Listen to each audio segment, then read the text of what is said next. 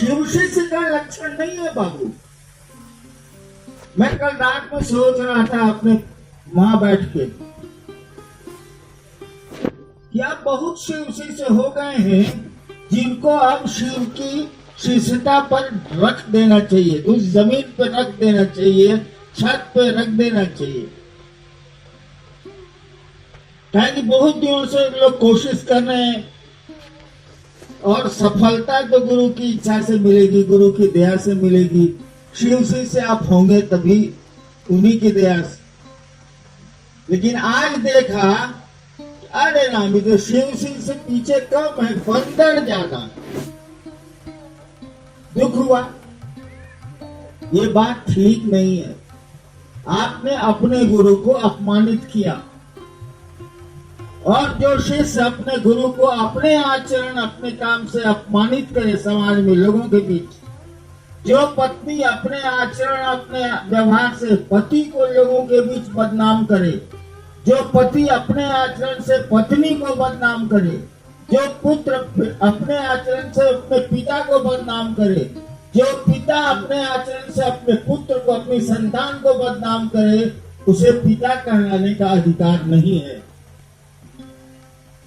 जो शिष्य अपने आचरण से अपने कृत्य से अपने काम से समाज में अपने गुरु को अपमानित कर रहा है, वो शिव शिष्य है ही नहीं।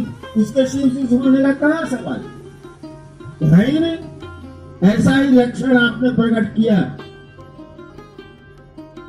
और आपको मन से, हमसे नहीं, हमसे माफी मांगते क्या करिएगा, महादेव से माफी मांगनी चाहिए और कहना चाहिए कि हम आपको आपके शिष्य बन जाए, ऐसी दया करिए।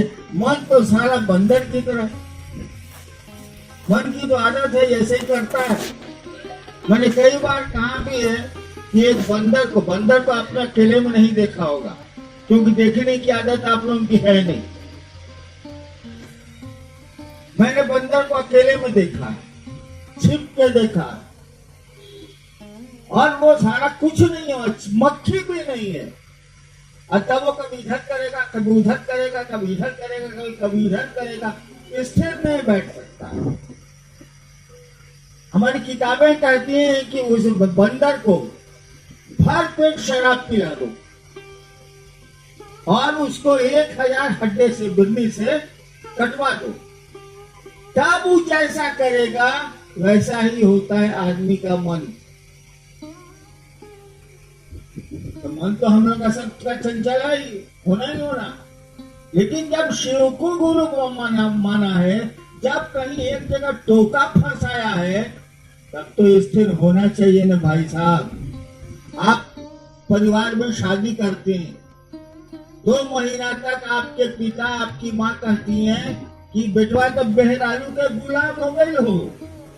काहे? आपने पत्नी को इतना चाहा है कि बाकी चीजों पर आप ध्यान ही नहीं दे रहे। वैसे ही रिश्ता शिव शिष्यता का।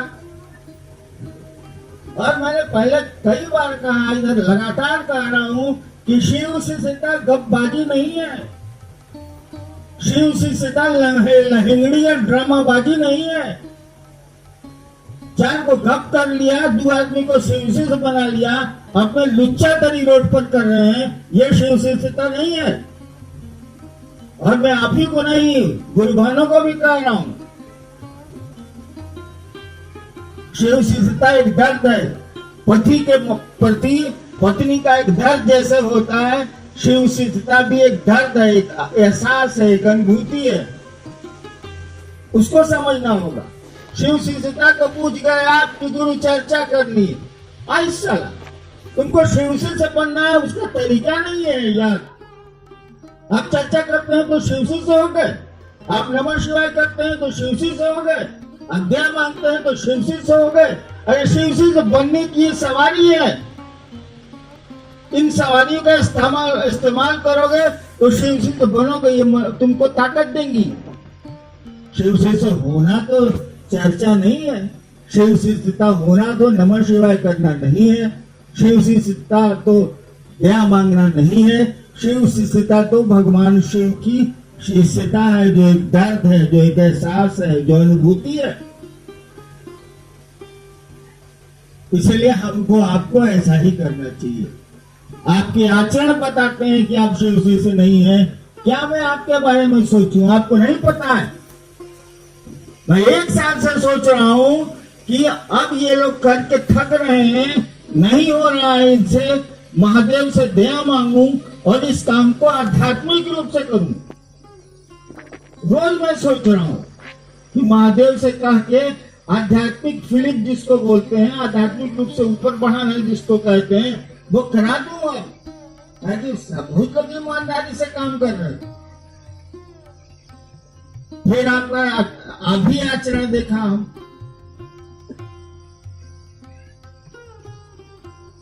ये कोई तरीका नहीं है भाई साहब।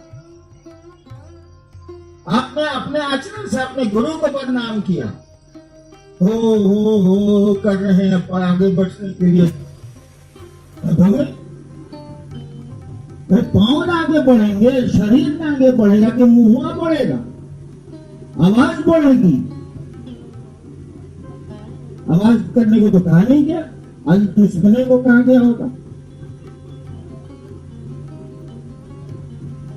इस बात को समझिए, एक रिश्ता है शिव शिष्य का, दमबाजी नहीं है, वो भलाई नहीं है। झोला उठाया चले गए, चर्चा कर लिया, थोड़ा पैसा भी कमाया, थोड़ा इधर उधर भी किया, ये शिव शिष्यता नहीं है। ये तरीका है जिससे आप शिव से जुड़ सकते हैं। 3 सूत्र साधन है, साध्य नहीं है। 3 सूत्र सीढ़ियां है, छत नहीं है। और मैं 1 साल से सोच रहा हूं कि बहुत लोग छत के नजदीक अब आ गए हैं। अब छत पर चढ़ना इनको कठिन होगा, क्योंकि सीढ़ियों से छत पर चढ़ना कठिन होता है, कठिन होगा। चलो आध्यात्मिक थोड़ी मदद कर देते हैं, महादेव से रिक्वेस्ट कर दे, करा देते हैं। लेकिन आपका आचरण ही ऐसा, आपको शिव से कहेगा कौन? हमको समझ में नहीं आता। मैं तो नहीं मानूंगा, आचरण ही आपका कम है। और हमने एक लाइन कहा, जिस शिष्य का आचरण उसके गुरु को बदनाम करता हो वो शिव शिष्य नहीं है, नहीं है, नहीं है। और दीदी के बारे में क्या कहिएगा? उनको शिव के प्रति दर्द था, और ऐसा दर्द था, उनका व्यक्तित्व ऐसा था कि अब वो घटनाओं में नहीं है, तस्वीरों में नहीं है, हमारी आपकी सोच में है, सोच में, थिंकिंग। ऐसा नहीं है कि दीदी की तस्वीर देखिएगा तो याद पड़ेंगी वो, ऐसा नहीं है कि 3 सूत्र करिएगा तो याद पड़ेंगी वो। जैसे शिष्य की सोच में गुरु होता है, वैसे ही हम लोगों की सोच में नीलम आनंद भी है, और हम लोगों को उनके संकल्प पर चलना चाहिए। अभी मैं चाहूंगा कि अपने को सुधार करिए, आप चलिए, मैं आपकी हर पल मदद करने को तैयार हूँ, लेकिन ठीक से चलिए। कम से कम अपने आचरण, अपने काम, अपने कृत्य से उस गुरु को सम्मानित करने की कोशिश करिए। ये लोग कहें कि महादेव का चेहरा कमाल का होता है।